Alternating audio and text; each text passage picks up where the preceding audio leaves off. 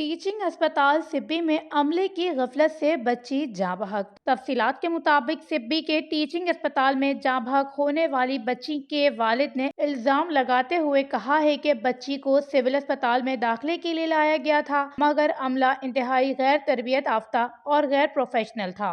बच्ची की तबीयत बिगड़ने पर किसी डॉक्टर ने बच्ची का मुआयना भी नहीं किया। उन्होंने मजीद बताया, टीचिंग अस्पताल सिब्बी में रात 12 बजे के बाद कोई डॉक्टर ड्यूटी पर मौजूद ही नहीं होता और गैर तरबियत याफ्ता नो उम्र ट्रेनी लड़के मरीजों पर तजुर्बात करते नजर आते हैं। टीचिंग अस्पताल सिब्बी में अद्वियात के नाम पर एक पैनाडोल की गोली तक मैसर नहीं है, जबकि अस्पताल सिर्फ पत्थरों की एक इमारत बन चुका है जहां से इलाज मुआलजे की सहूलत रुखसत हो चुकी है। कॉन्ट्रैक्ट की बुनियादों पर डॉक्टर्स और दीगर अमले की तैनातियों के बावजूद डॉक्टर का मौजूद न होना एमएस की नाकिस कारकर्दगी का मुंह बोलता सबूत है।